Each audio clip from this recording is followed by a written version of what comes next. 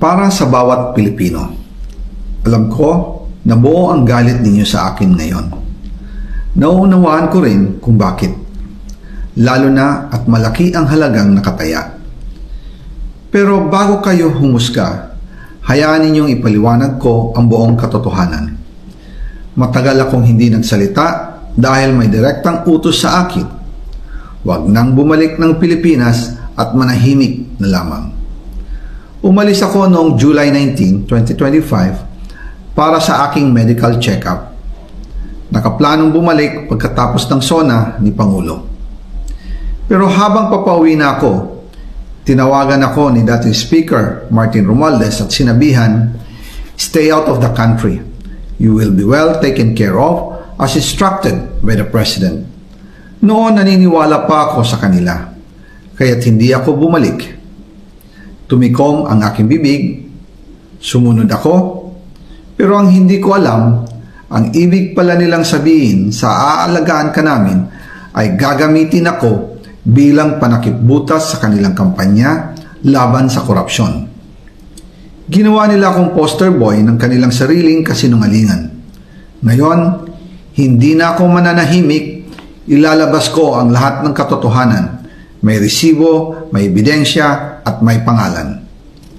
Nagsimula ito nung tumawag si Sekmina Pangandaman sa akin nung nagumpisa ang BICAM process last year, 2024. Ang sabi niya, katatapos lang ng meeting nila ni Pangulo at may instructions na mag-insert or magpasok ng 100 billion worth of projects sa BICAM.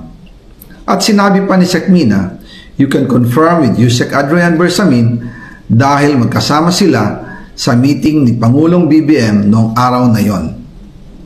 Tinawagan ko po agad si Yusek Adrian Bersamin at tinanong ko kung may instruction nga ba ang Pangulo na magpasok ng 100 billion during their meeting. Ang sabi niya ay totoo nga po. Right after our conversation, tinawagan ko po si dating Speaker Martin Romualdez at nireport ko ang instructions ng Presidente to insert the 100 billion projects. At sinabi niya sa akin, what the President wants, he gets.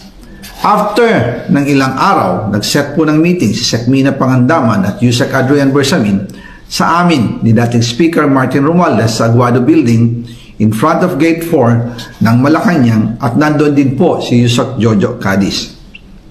During the meeting, binigay po ni Yusek Adrian Bersamin ang listahan na worth 100 billion.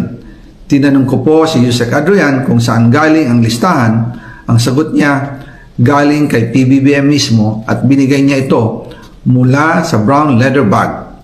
Nung sinabi po ni Yusek Adrian Bersamin yung brown leather bag, naalala ko noong nasa Singapore kami right after the elections of May 2022 sa Hilton Hotel, kami ni dating Speaker Martin and PBBM habang pauwi at pabalik ng Pilipinas, hinabol ng PSG ang brown leather bag at ang sabi ni PBBM, maiwan na lahat, wag lang ang brown leather bag. Kaya naniwala ako na utos talaga ito ng Pangulo.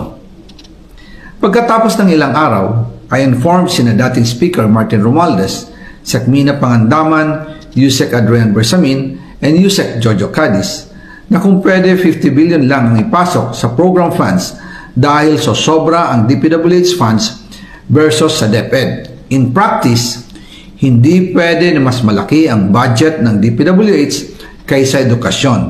And yung balas na 50 billion, ilagay na lang sa unprogram funds for the 2025 budget. Dahil Office of the President din ang nagre-release ng lahat ng unprogram funds. Pagkatapos ng isang araw, tinawagan ako ni Sekmina at sinabi ang mensahe ng Pangulo, ipasok ninyo yan dahil pinangako na sa akin ni Speaker Martin yan at hindi na pwedeng baguhin. Kumbaga, ang utos ng hari hindi pwedeng mabali. Again, I informed the Speaker and asked clearance about the instructions ng Pangulo. At ang sabi niya, wala tayong magagawa. Kaya po nagtataka ako kung bakit sinasabi ni Pangulo na hindi niya makilala ang budget. Samantalang lahat na binawas at dinagdag sa mga ahensya ng gobyerno ay humihingi ng approval sa kanya si Sekmina Pangandaman.